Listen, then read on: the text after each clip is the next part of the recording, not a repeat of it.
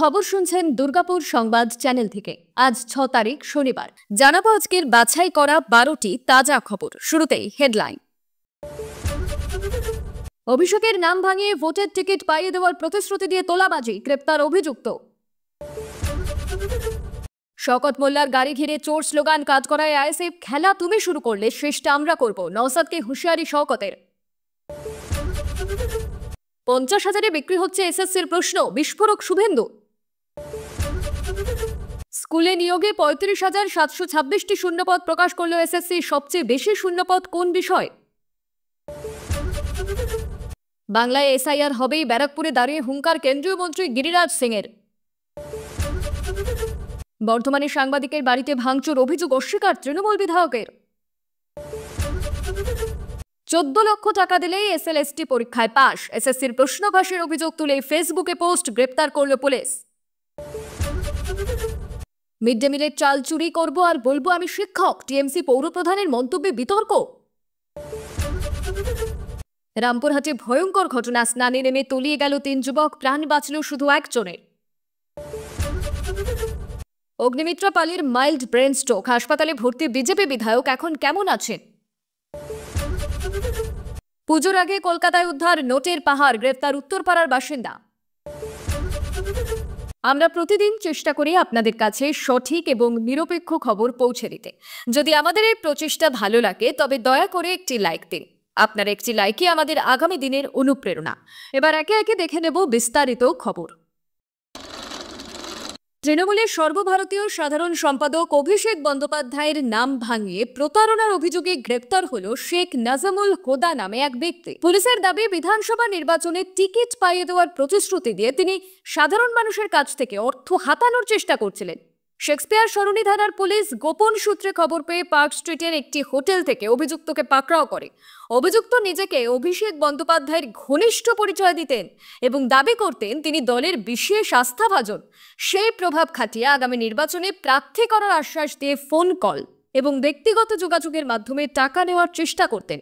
তদন্তে জানা গিয়েছে কিছুদিন ধরেই তিনি সক্রিয় ছিলেন এবং কয়েক লক্ষ টাকা হাতানোর পরিকল্পনা করেছিলেন। তৃণমূলের পক্ষ থেকে স্পষ্ট জানানো হয়েছে অভিযুক্তদের সঙ্গে দলের কোনো যোগ নেই এবং দলের নাম ব্যবহার করে প্রতারণা করা হলে কঠোর আইনি ব্যবস্থা নেওয়া হবে। ইতিমধ্যে প্রতারণা এবং জালিয়াতির মামলা রুজু করেছে পুলিশ। শনিবার ধৃতকে আদালতে তোলা হবে। ঘটকপুকুরে ফের উত্তেজনা। ক্যানিং পূর্বের তৃণমূল বিধায়ক শওকত মোল্লার গাড়িকে ঘিরে ওঠে চোর স্লোগান। অভিযোগ, এই স্লোগান দেয় আইএসএফ কর্মী সমর্থকরা। ঘটনাস্থলে শওকত মোল্লা তীব্র প্রতিক্রিয়া জানিয়ে বলেন, নওসাদ সিদ্দিকী এবং আব্বাসকে বলবো, খেলা তুমি শুরু করলে শেষটা আমরা করব। তুমি যদি ঢিল ছোড়ো আমি রসগোল্লা ছুড়ব না।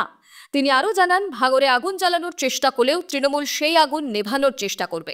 পাশাপাশি আগামী 7 তারিখে ভাঙরে তৃণমূলের ডাকে ঐতিহাসিক প্রতিবাদ মিছিলের ঘোষণা করেন। পাল্টা জবাবে আইএসএফ নেতা আব্দুল মালিক বলেন, শওকত মোল্লা ভিড়ের মধ্যে ঢুকে প্ররোচনা দিয়েছেন। রাজনৈতিক মহল মনে করছে এই ঘটনার জেরে ভাঙরের উত্তেজনা আরও বাড়তে পারে। প্রশাসনও পরিস্থিতি সামাল দিতে অতিরিক্ত পুলিশ মোতায়েন করেছে। এদিকে নিয়োগ দুর্নীতির জেরে বাতিল হয়েছে 2016 সালের পুরো এসএসসি প্যানেল। সুপ্রিম কোর্টের নির্দেশে নতুন করে পরীক্ষা হবে 7 এবং 14 সেপ্টেম্বর। 7 তারিখ নবম, দশম আর 14 তারিখ একাদশ, দ্বাদশ শ্রেণীর শিক্ষক নিয়োগ পরীক্ষা। প্রায় 5 লক্ষ প্রার্থী বসবেন এই পরীক্ষায়। এর মধ্যে বিস্ফোরক অভিযোগ তুললেন বিরোধী দলনেতা শুভেন্দু অধিকারী। তার দাবি, এবার 50,000 টাকায় এসএসসির প্রশ্নপত্র বিক্রি হচ্ছে। বসিরহাটে এই লেনদেন চলছে, তার কাছে অডিও টেপও আছে বলে জানান তিনি। শুভেন্দুর অভিযোগ, চোর মমতা প্রশ্ন বিক্রি করবে, ভাইপো মাল তুলবে। আগের মতোই নতুন এজেন্ট নিয়োগ করা হচ্ছে। তার মতে রাজ্যে দুর্নীতি এখন প্রাতিষ্ঠানিক আকার নিয়েছে। যদিও স্কুল সার্ভিস কমিশন সমস্ত অভিযোগ খারিজ করে দিয়েছে। প্রশ্নপত্র সম্পূর্ণ সুরক্ষিত, আতঙ্কের কিছুই নেই। এদিকে এসএসসি নতুন বিজ্ঞপ্তি প্রকাশ করেছে 35,726 শূন্য পদে নিয়োগের জন্য। নবম দশমে 23,212 এবং একাদশ দ্বাদশে 12,514 শূন্য পদ রয়েছে। 17% ওবিসি সংরক্ষণ মেনে বিজ্ঞপ্তি প্রকাশিত হয়েছে। সব মিলিয়ে নিয়োগের আগে বিরোধী অভিযোগে তোলপাড় রাজ্য। এদিকে বর্ধমানের খাগড়াগড় মাতপাড়ায় সাংবাদিক শেখ ইমতিয়াজের বাড়িতে দুষ্কৃতীদের হামলায় চাঞ্চল্য ছড়িয়েছে। গভীর রাতে বাড়িতে ভাঙচুর, পরিবারের সঙ্গে গালিগালাজ এবং প্রাণনাশের হুমকির অভিযোগ ওঠে। ইমতিয়াজ দাবি করছেন, বর্ধমান দক্ষিণের বিধায়ক খোকন দাসের বিরুদ্ধে তার চ্যানেলে খবর প্রচার করার জেরেই এই হামলা। তার কথায়, আমার বাড়ি ভাঙা হয়েছে, সত্য খবর দেখানোই আমার অপরাধ, আমাকে পেলে হয়তো মেরে দিত। অভিযোগ, সকালে তারা ফের বাড়ি দেখতে গেলে আবারও হামলা হয়। ইমতিয়াজ মূলত সোশ্যাল মাধ্যমে সাংবাদিকতা করেন, তবে খোকন দাস অভিযোগ অস্বীকার করে বলেছে, বিধানসভা নির্বাচন সামনে, আমাদের বদনাম করতে ষড়যন্ত্র চলছে। ওই এলাকা আমার বিধানসভা নয়, কোনো দিন যায়নি। পুলিশকে তদন্ত করতে বলা হয়েছে, দোষীদের বিরুদ্ধে ব্যবস্থা নিতেই হবে। ঘটনায় তদন্তে নেমেছে পুলিশ। সব মিলিয়ে সাংবাদিকের উপর হামলা ঘিরে উত্তেজনা এবং রাজনৈতিক চাপানোতর তুঙ্গে। শিক্ষক নিয়োগের নতুন পরীক্ষার আগে ভুয়ো পোস্ট করে গ্রেপ্তার হলেন পশ্চিম মেদিনীপুরের চন্দ্রকোনার বাসিন্দা অরিন্দম পাল। ফেসবুকে তিনি দাবি করেছিলেন, 14 লক্ষ টাকা দিলেই এসএলএসটি পরীক্ষায় পাশ নিশ্চিত, এমনকি প্রশ্নপত্র পরীক্ষার দুদিন আগে হাতে পৌঁছে যাবে। পোস্টে আরও লেখা হয় 5,000 টাকা অগ্রিম, ইন্টারভিউর সময় 4 লাখ এবং চাকরি পাওয়ার পর বাকিটা দিতে হবে। বিষয়টি নজরে আসতেই পুলিশ তদন্তে নামে। জানা যায়, অরিন্দম আসলে মুর্শিদাবাদের বাসিন্দা নন, বরং পশ্চিম মেদিনীপুরের মাংরুল পঞ্চায়েত এলাকার বাসিন্দা। এরপরেই তাকে গ্রেপ্তার করা হয়। পুলিশ সূত্রে খবর, তিনি একটি বিশেষ রাজনৈতিক দলের সঙ্গে ঘনিষ্ঠ এবং পরীক্ষার আগে বিভ্রান্তি ছড়াতেই এই পোস্ট করেছিলেন। তার ফেসবুক প্রোফাইল সরকার বিরোধী নানান বার্তা মিলেছে। উল্লেখ্য, 2016 সালের এসএসসি নিয়োগ দুর্নীতি ঘটনায় সুপ্রিম কোর্ট গোটা প্যানেল বাতিল করেছে। সেই প্রেক্ষিতেই আগামী 7 এবং 14 সেপ্টেম্বর নবম, দশম এবং একাদশ, দ্বাদশ শ্রেণীর শিক্ষক নিয়োগ পরীক্ষা।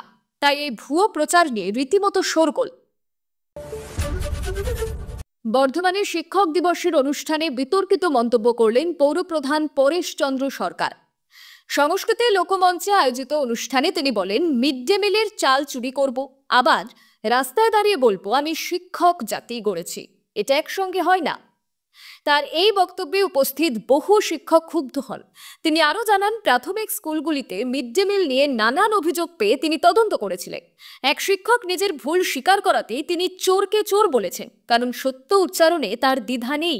বিজেপি নেতা দেবজ্যোতি সিংহ রায়ও এই বক্তব্যকে সমর্থন করে বলেন, সমাজ গঠনের কারিগর শিক্ষক যদি চাল চুরি করেন তবে তা মেনে নেওয়া যায় না। ঘটনায় বর্তমানের শিক্ষা মহলে মিশ্র প্রতিক্রিয়া তৈরি হয়েছে। কেউ পৌরপ্রধানের সততাকে স্বাগত জানিয়েছেন, আবার অনেকে মনে করছেন তার বক্তব্যের ধরন শিক্ষকদের মর্যাদাকে আঘাত করেছে। স্নান করতে নেমে ভয়ঙ্কর ঘটনা। ব্রাহ্মণী নদীর জলে তলিয়ে গেল 3 জন। স্থানীয় বাসিন্দারা দ্রুত উদ্ধার কাজে ঝাঁপিয়ে পড়লেও দুজনকে উদ্ধার করা সম্ভব হয়, তখন আর তাদের দেহে প্রাণ নেই। শুধুমাত্র একজনকেই জীবিত অবস্থায় উদ্ধার করা সম্ভব হয়েছে। এদিন মর্মান্তিক ঘটনা ঘটে গিয়েছে ব্রাহ্মণী নদীর উপরে বৈধরা ব্যারেজের কাছে রামপুরহাট থানার কীর্তিপুর গ্রামের কাছে। ঘটনাকে কেন্দ্র করে ব্যাপক চাঞ্চল্য ছড়ায় এলাকায়। খবর যায় পুলিশের কাছেও। খবর পেয়ে ঘটনাস্থলে পৌঁছয় রামপুরহাট থানার পুলিশ। ততক্ষণে উদ্ধার কাজে হাত লাগিয়ে দিয়েছেন স্থানীয় বাসিন্দারা। প্রত্যক্ষদর্শীরা জানাচ্ছেন, 3 যুবক একসঙ্গে স্নান করতে নেমেছিল নদীতে। আচমকায় দুজন তলিয়ে যায়। তাদের তলিয়ে যেতে দেখে অন্য যুবক বাঁচাতে যান, তখন তিনিও তলিয়ে যান। শেষে স্থানীয় বাসিন্দারাই তাদের বাঁচাতে ঝাঁপিয়ে পড়েন। এদিকে খবর চাউর হতেই নদীর 2 ধারে প্রচুর মানুষের ভিড় জমতে শুরু করে। 3 জনকে উদ্ধার করে রামপুরহাট মেডিকেল কলেজ হাসপাতালে নিয়ে যাওয়া হয়, কিন্তু 2 জনকে মৃত বলে ঘোষণা করে দেন চিকিৎসকরা। অন্যজনের চিকিৎসা চলছে, তবে কারোর নাম পরিচয় এখনও জানা যায়নি। বাংলার ভগ্নপ্রায় জুট শিল্প নিয়ে ফের সরব হলেন কেন্দ্রীয় বস্ত্রমন্ত্রী গিরিরাজ সিং। শুক্রবার ব্যারাকপুর নীলগঞ্জ রোডের পাট গবেষণা কেন্দ্রে প্রশাসনিক আধিকারিকদের সঙ্গে বৈঠক করেন তিনি। সেখানে কেন্দ্রীয় সরকারের বিভিন্ন প্রকল্প, কৃষকদের সুবিধা এবং কাঁচামালের অর্ডার সংক্রান্ত বিষয়গুলি বিস্তারিতভাবে আলোচনা হয়। তবে বৈঠকের মাঝেই রাজনৈতিক আক্রমণ শানান মন্ত্রী। তার দাবি, বাংলার দুর্ভাগ্য, রাজ্য সরকারের জুট শিল্পের প্রতি অনীহা। কেন্দ্রের উদ্যোগে দেশের কৃষকরা আর্থিকভাবে লাভবান হলেও বাংলার কৃষকরা বঞ্চিত। গিরিরাজ সিং হুঁশিয়ারি দিয়ে বলেন, বাংলায় এসআইআর হবেই। মমতা বন্দ্যোপাধ্যায়ের একনায়কতন্ত্রের অবসান ঘটিয়ে রাজ্যে আইনের শাসন প্রতিষ্ঠা হবে। বিধানসভায় দাঁড়িয়ে মুখ্যমন্ত্রী প্রধানমন্ত্রীকে আক্রমণের প্রসঙ্গে তিনি কটাক্ষ করে বলেন, ওটা মুখ্যমন্ত্রীর অভ্যাসে দাঁড়িয়েছে। বিজেপি বাংলার কুশাসনের বিরুদ্ধে লড়ছে বলে বিধানসভায় তাদের বিধায়কদের হেনস্থা করা হচ্ছে। মুখ্যমন্ত্রী এবং তার দল দুর্নীতিতে জড়িত, তাই বারংবার প্রধানমন্ত্রী এবং কেন্দ্রীয় স্বরাষ্ট্রমন্ত্রীকে নিশানা করছেন বলে অভিযোগ করেন তিনি। পাশাপাশি জুট মিল মালিক এবং সংশ্লিষ্ট সংস্থার সঙ্গে আগামী দিনে বৈঠকের কথাও জানান বস্ত্রমন্ত্রী। অগ্নিমিত্রা পালের মাইল্ড ব্রেন স্ট্রোক।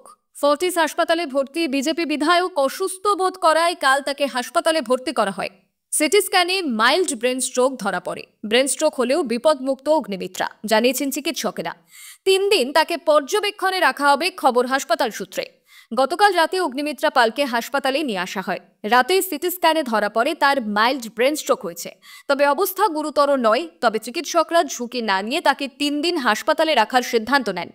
একজন নিউরো মেডিসিন চিকিৎসকের অধীনে হাসপাতালে ভর্তি আছেন তিনি। তার শারীরিক অবস্থা বর্তমানে স্থিতিশীল আছে। চিকিৎসকরা জানিয়েছেন স্নায়ুর উপর অত্যাধিক চাপের কারণে এই ঘটনা ঘটেছে। তবে এই মুহূর্তে ঝুঁকির কিছু নেই বলে জানিয়েছেন চিকিৎসকরা। পুজোর আগেই কলকাতায় ধরা পড়ল নোটের পাহাড়। হেয়ার স্ট্রিট থানার পুলিশের জালে ধৃত সঞ্জীব মজুমদার, বাজেয়াপ্ত হল 25 লক্ষ টাকা। বৃহস্পতিবার সন্ধ্যায় ওল্ড চায়না বাজার এলাকায় বড় ব্যাগ হাতে সন্দেহজনকভাবে ঘোরাঘুরি করছিলেন তিনি। জেরা করতে গিয়ে অসঙ্গতি ধরা পড়তে ব্যাগ খুলে পাওয়া যায় 500 টাকার বান্ডিল। হুগলির উত্তরপাড়ার বাসিন্দা সঞ্জীব এত টাকা কোথা থেকে এনেছিলেন এবং কার কাছে পৌঁছে দিচ্ছিলেন তা খতিয়ে দেখছে পুলিশ। পুজোর আগেই কলকাতায় কি হিসেব বহির্ভূত টাকা ঢুকছে, উঠছে সেই প্রশ্ন। শনিবার আদালতে তোলা হবে ধৃতকে। অন্যদিকে সাইবার প্রতারণায় নাসিক থেকে গ্রেপ্তার হলো যোগেশ সূর্যবংশী। কলকাতার এক ব্যবসায়ীর কাছ থেকে 1.5 কোটি টাকা প্রতারণা করেছিলেন তিনি। আগেই 3 অভিযুক্ত ধরা পড়েছিল। তাদের জেরা করেই যোগাযোগের হদিশ পায় পুলিশ। এখন তাকে কলকাতায় আনা হচ্ছে। রাজ্যের বিভিন্ন দফতরে নতুন পদ তৈরির সিদ্ধান্ত নিল মমতা বন্দ্যোপাধ্যায়ের সরকার। বৃহস্পতিবার বিধানসভা অধিবেশনের শেষে মন্ত্রিসভার বৈঠক অনুষ্ঠিত হয়। সেখানেই নতুন পদ সৃষ্টির সিদ্ধান্তে শিলমোহর পড়েছে। নবান্ন সূত্রে জানা গিয়েছে, মৎস্য দফতরে 1টি, অর্থ দফতরে 2টি, নারী এবং শিশু কল্যাণ দফতরে 1টি এবং স্বরাষ্ট্র দফতরে 2টি করে নতুন পদ সৃষ্টির সিদ্ধান্ত নেওয়া হয়েছে। বিদ্যালয় শিক্ষা দফতরে তৈরি হবে নতুন 12টি পদ। এছাড়া মমতার হাতে থাকা স্বাস্থ্য এবং পরিবার কল্যাণ দফতরেও একাধিক নতুন পদ সৃষ্টির অনুমোদন মিলেছে, যদিও সংখ্যা এখনো নির্দিষ্ট হয়নি।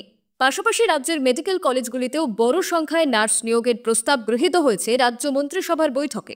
বিধানসভায় অনুষ্ঠিত মন্ত্রিসভার বৈঠকে সব মিলিয়ে মোট 18টি নতুন পদ সৃষ্টির প্রস্তাবে অনুমোদন দেওয়া হয়েছে। সরকারি সূত্রে খবর, শূন্য পদ পূরণ এবং নতুন পদ সৃষ্টির মাধ্যমে কর্মসংস্থানের সুযোগ বাড়াতে উদ্যোগী হয়েছে রাজ্য সরকার। তৃতীয় মেয়াদে ক্ষমতায় ফিরে মমতা স্পষ্ট করেছিলেন তার অভিমুখ হবে নতুন কর্মসংস্থান তৈরি। শিল্পায়নে গতি আনতে ইতিমধ্যে বেশ কিছু সংস্কারের সিদ্ধান্ত নিয়েছে রাজ্য সরকার।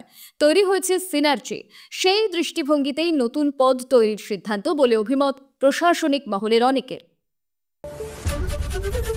হাওড়া পুরসভার অস্থায়ী সাফাই কর্মীদের মজুরি বৃদ্ধির দাবিকে কেন্দ্র করে ফের উত্তেজনা।